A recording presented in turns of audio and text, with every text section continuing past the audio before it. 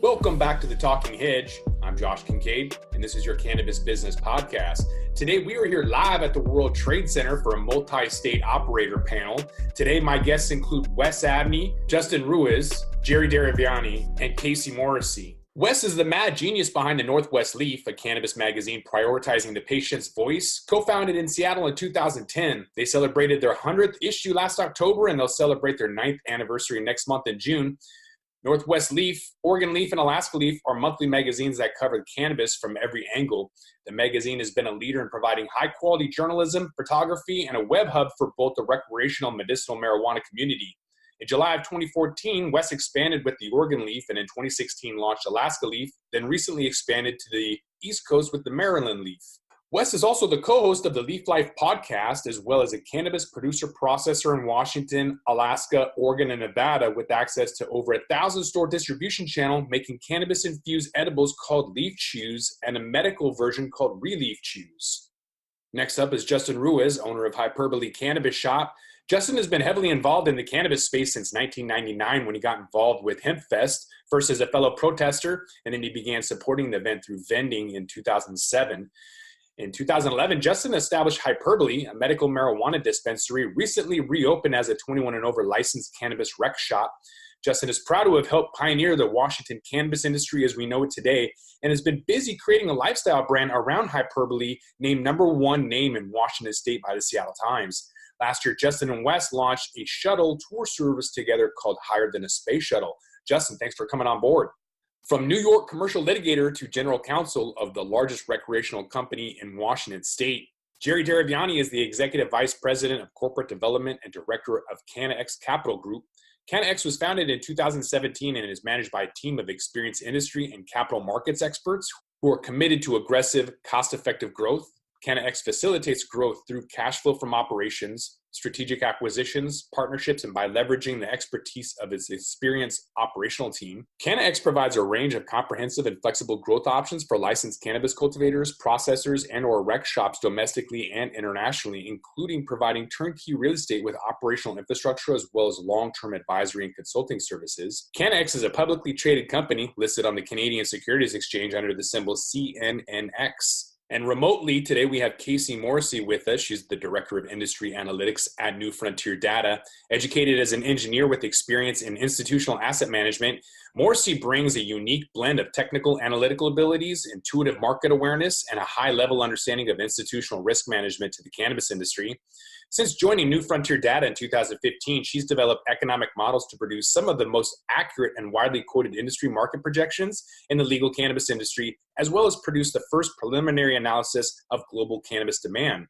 Prior to joining New Frontier, Morrissey was a senior investment analyst at the Hershey Trust Company, where she was responsible for public and private equity investment, due diligence, and analysis for the Trust's $12 billion investment portfolio. Today's multi-state operator panel is hosted at the World Trade Center. The World Trade Center in Tacoma grows trade and investment by providing direct access to the largest business network in the world with 300 offices in 99 countries. The World Trade Center in Tacoma is the lone trade service for the Pacific Northwest. The seminars, award ceremonies, and conferences can generate contacts and contracts. Trade research can clarify opportunities, and their matchmaking can turn those opportunities into trade. The e-commerce export store has partnered with Alibaba and is translated into 18 languages with about 40,000 unique visitors every month, giving your product an opportunity to be seen globally. We're going to end it on this question. I feel like exit strategy is really important right now. There's going to be what I'm calling dumb money, really crazy valuations coming in. And if you're stuck with a legacy, if you feel like your name, your brand, your company is the best and you want to compete for the rest of your life against, other people's money, that's not really an exit strategy. And I don't believe that a lot of companies, at least in the Northwest, have an exit strategy. And so I want to know from everybody here, we'll start with you, Kacey, how important an exit strategy is. Do you feel it's important to have an exit strategy and time frame? I think it's important to have an exit strategy, but I think that the time frame is up for debate. I think a lot of people plan for a certain time frame, and that just almost always never ends up being the case. Mm-hmm.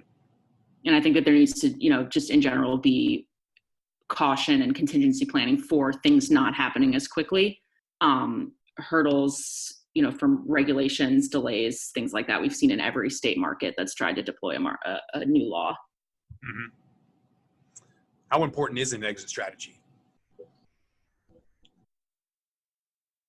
I think an exit strategy is really smart, but for me, it's not necessarily an exit strategy. It's important. It's a not wearing all the hats anymore strategy, and I've pulled this like proving model that's been gritty, blood, sweat, and tears, and I'm just excited to be the resident creative director, stoner, like vibe, go around just like sprinkling fairy dust everywhere and just like having fun and like enjoying the process, where right now I'm enjoying it. It's fun. I look back at so much and I'm just like, it's formed me into this again, politician / businessman / school of hard knocks, like graduate, but I'm ready for new resources and like, I want to learn. Like I've got a couple partners just in real estate, and the resources that they brought in, even for my cannabis company, and has nothing to do with my cannabis company, is amazing. So I can only understand like, or imagine what it would be like to get just this amazing strategic partner that's from like real franchise like background, franchising background. That really like I've like essentially faked it till I made it, but off of just pure passion and love for this plant. And I've been to jail for exactly what I do as a businessman. Now I went to drug court for 2 years. Just now I'm ready to just get a professional that really can show me how to do, so I can just kind of enjoy what I like to do. And I can go from the future.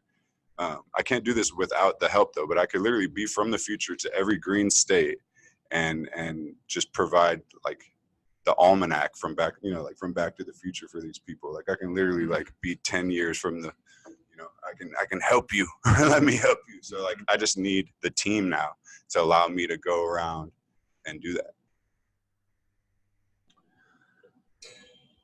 But I don't want to get out too soon. I want to enjoy this shit, man. This is fun. I worked so hard my whole life to get to this point where I can just, like go around and check out all the bud around the world. Like I'm going to go to Amsterdam and talk about opportunities there. That's going to be so cool. Like you got to understand, 3 days after I turned 18, I've been property of this country because I was snitched on and busted. And so I haven't been able to travel outside of this country, anything for exactly what I do as a businessman now. So now that I have it expunged from my record, I'm a new man. I'm ready to go. I didn't even get to go to Canada and do the 19-year-old, like kick it at the bar thing. So I'm just excited to do all that now and expand my company and see what else is out there because of cannabis. Cannabis, almost like my family disowned me for 13 years because of cannabis. And now it's going to be now my family is so proud of me and they're like, you're a freedom fighter. And I'm sorry, it was just illegal and it scared the shit out of me. But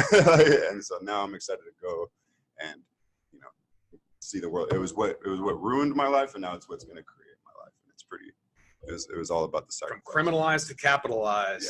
Yes. It's quite the journey. And with that, we're out of time. I want to thank my guests for coming on. Jerry with Cannex Capital Group and Forefront. Thank you. I want to thank Wes Abney of the Northwest Leaf and Leafchews. Justin, I appreciate you coming out. He's with Hypeherbally. Also, him and Wes joined up for the Higher Than a Space Shuttle. And Kacey with New Frontier Data, I appreciate you being on the line with us today. Thanks so much. All right, talk to you later. Kacey. Bye. Bye, Kacey. So with that, we're going to roll this one up. I'm Josh Kincaid. This is a Talking Hedge. Don't forget to like, share, and subscribe, or don't. And I'm out.